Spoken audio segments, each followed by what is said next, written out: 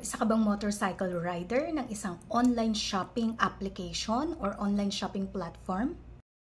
Makakarelate ka sa kaso na ito. Inilabas ito ng Supreme Court noong April 3, 2024. Kung gusto ninyong mabasa yung kabuuan ng kaso, meron itong GR number 265610. So, umpisahan natin yung kwento. Meron tayong dalawang motorcycle riders. Ngayon, yung isang motorcycle rider, from 2012 until 2016, nag-start siya sa isang manpower agency. Tapos, na-assign siya bilang pickup rider nitong online delivery app. Ito namang ating rider number 2 ay nag-start noong 2015 sa isang agency din. Magkaiba sila ng agency pero pareho sila ng online shopping app na pinagsisilbihan o pinagpipikapan. Pagdating ng 2016, etong si Rider 1, pinapirma siya ng Independent Contractor Agreement. Ganon din si Rider 2 noong 2017, pinapirma din siya ng Independent Contractor Agreement. Nakalagay doon sa kontrata na yun na bilang isang contractor, siya ay magbibigay ng pick-up or courier services sa online shopping platform na ito gamit ang kanyang sariling motorsiklo. Tapos babayaran sila ni online shopping platform or online shopping app ng service fee na 1,200 per day, kasama na doon yung fuel cost, yung gasolina, and kasama na rin yung pang-contact or para sa communication nila doon sa kanilang mga bibigyan ng parcel or ng mga products na i-deliver. Yung kontrata nila ay good for 1 year. So bilang mga riders, ang gawain nila, magpipick up sila ng mga produkto mula sa merchants ni online shopping app. And then, i-deliver nila sa warehouse. Pagdating doon, yung kanilang dispatcher team leader ay magbibigay ng route sheet. Doon sa route sheet na yung nakalagay yung mga merchants kung saan nila ipipick up yung mga produkto. Meron din silang monitoring supervisor and route monitoring staff kapag nasa location na sila ng merchants para ma-scan yung produkto. At kailangan din nilang mag-inform through text or call kapag na-pick up na nila yung mga produkto mula sa merchants. So, noong August 18 and 19 noong 2017, etong dalawang rider ay sinabihan na ita-terminate na sila pagdating ng August 23. Kasi nagbabawas daw ito ng personnel at ang i-retain lamang nila ay 5 pick-up riders. So, anong kailangan mong gawin kapag ikaw ito na sinabihan ka na hanggang August 23 ka na lang, ganun, or tatanggalin ka na kasi nagbabawas kami ng empleyado? Well, ang ginawa ng dalawang riders natin ay nag-file ng illegal dismissal sa NLRC. Ang sabi ng dalawang riders natin, sila ay regular employees nitong online shopping app and yung pagtanggal sa kanila ay illegal kasi walang due process. Ang sabi naman ni online shopping app, hindi sila empleyado. Sila ay mga independent contractors. Ibig sabihin, walang employer-employee relationship sa pagitan ni rider at ni online shopping app. Una, sabi ni online shopping app, kaya hindi ko sila empleyado, gumagamit sila ng sarili nilang motor. Pangalawa, nakarehistro sila sa DTI bilang isang independent contractor. Pangatlo, meron silang ibinibigay na resibo kay online shopping app, patunay na nagbabayad sila ng withholding taxes. Ibig sabihin nito, sila ay contractor na nagbibigay ng serbisyo kay online shopping app and walang employer-employee relationship sa pagitan ni online shopping app at ni motorcycle rider. Yun ang nakalagay sa kontrata. Sabi pa ni online shopping app, si Rider 1 nag-expire yung kanyang kontrata at hindi na ito ni-renew.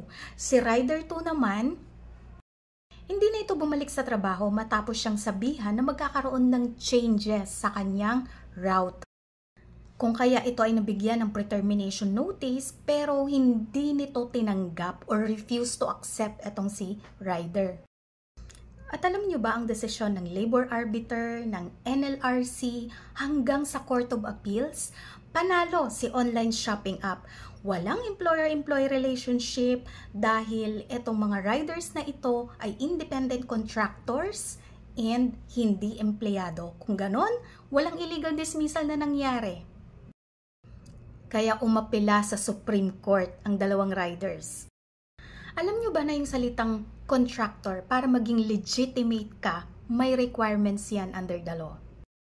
Dapat meron kang substantial capital or investment. And yung business mo ay independent o yung ginagawa mong serbisyo ay hindi pinapakailaman ng iyong kliyente o ng iyong principal. Free from control. At bilang isang legitimate contractor, dapat nakarehistro ka sa DOLE. At dito sa legitimate contracting relationship nito, mayroong tatlong partido. Meron tayong principal, contractor, at empleyado ni contractor. So, yung principal dito, si online shopping app. Yung contractor, yung manpower kung saan nag-apply si rider. Tapos, yung empleyado ng contractor ay si rider. Yun ang unang klase ng contractor. Ito naman yung pangalawang klase ng contractor. Yung mga individuals na may unique skills and set of talents na hindi kagaya ng mga ordinaryong empleyado. Dito, dalawa lang yung involved, si principal and si contractor. Kaya po pwedeng si online shopping app and si motorcycle rider.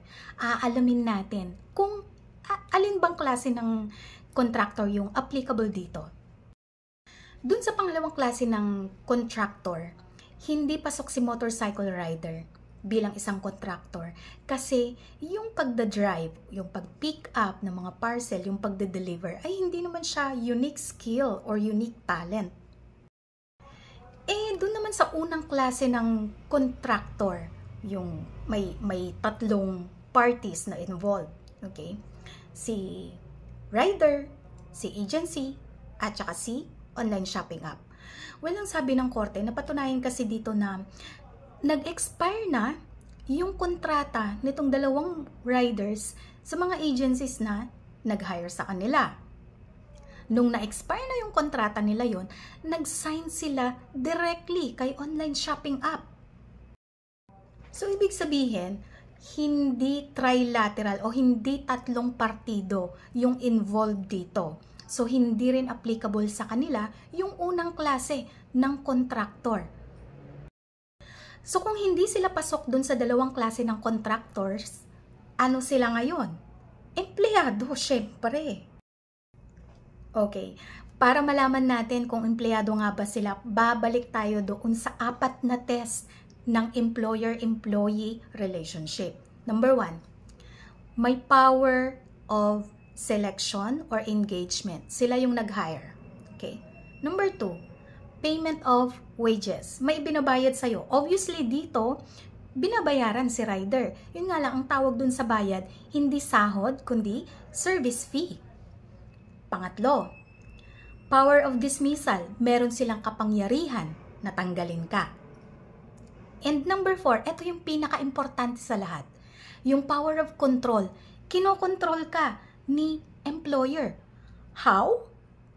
Naalala niyo yung binabanggit natin kanina. Meron silang monitoring supervisor. Meron silang monitoring staff. Meron silang route sheet. Doon nila nalalaman yung ruta nila, kung saan nila pipick upin yung mga produkto, kung kaninong merchant, ganon.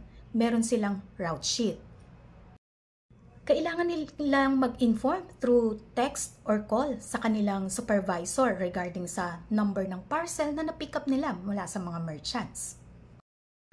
Ang lahat ng to, obviously, ay form of control ni employer sa mga motorcycle riders. Yung element of control ay nakita dahil nagla-log-in ang mga motorcycle riders sa kanilang route sheet. Doon nakikita yung arrival time, yung departure, and yung loading time. Kaya nga namomonitor sila ni online shopping app. Namomonitor yung kanilang movement. Pangalawa, si online shopping app ang nagpo-provide ng equipments kay rider sa pag-scan ng produkto. So, meron silang mobile phone scanner, meron silang power bank, and postpaid. According yan sa accountability sheet nila. Isa pa, yung trabaho ng isang motorcycle rider ay relevant, necessary, and integral part ng negosyo o operation ni online shopping app. Sa lahat ng mga nabanggit, ang sabi ng korte, etong dalawang motorcycle riders na to ay regular employees ni online shopping app. And bago mo sila tanggalin, kailangan ng twofold due process. Number 1, substantive due process. Number 2, procedural due process. Ano yung substantive due process? Dapat mayroong valid ground yung termination sa empleyado. Under Articles 297, 298, 299 ng Labor Code. Meron tayong tinatawag na just causes. Meron tayong tinatawag din na authorized causes of termination. Ito yung substantive due process. Just causes, kasalanan ng empleyado, basically. Authorized causes, galing sa kumpanya yung rason. Okay? Like halimbawa, nagbawas ng empleyado, nagkaroon ng retrenchment, redundancy, ganon. Yun namang just causes, may ginawa ang empleyado, gross negligence, okay? So basically, yun yung substantive due process. Yung procedural due process naman, notice and hearing. Dalawang notices actually to. I-inform mo sa empleyado kung ano yung kanyang nagawang mistake. And bibigyan mo siya ng pagkakataon na explain niya yung kanyang side. Ito yung opportunity for a hearing or conference. And then, magkakaroon ka ng another notice, mag-i-issue ka ng notice, ilalagay mo doon yung iyong desisyon kung i-suspend mo ba siya or ita-terminate mo ba siya base sa kanyang nagawang mistake and base sa kanyang explanation. Paano kung hindi mo na-renew yung kontrata? Valid ground ba yon para i-terminate ang empleyado? No. At dahil walang substantive due process and walang procedural due process, nagkaroon ng illegal dismissal. Ano ang consequences kapag nagkaroon ng illegal dismissal under Article 294 ng Labor Code? Entitled ang isang illegally terminated employee sa reinstatement. Ito yung ibabalik ka sa pwesto mo na hindi nababawasan yung iyong sahod, hindi nawawala yung seniority rights mo. And back wages, magmula sa araw na ikaw ay terminate hanggang sa araw na ikaw ay maibalik sa posisyon, ibibigay sa'yo yung sahod mo. Back wages ang tawag doon. Kung hindi ka naman na po pwedeng ibalik sa iyong dating posisyon, babayaran ka na lamang ng separation pay for 1 month for every year of service. At bilang mga empleyado, entitled din sila sa 13-month pay, holiday pay, rest day premium, service incentive leave, and i-refund sa kanila yung kanilang surety bond deposit. So, pakishare na lamang po ang ating video kung sa tingin ninyo ay makakatulong ito sa mga motorcycle riders or kung may kakilala kayo or kung meron kayong kamag-anak, kaibigan or kapamilya na nangangailangan ng ganitong klaseng advice. Pakishare na lang po sa kanila. So, yun. Thank you!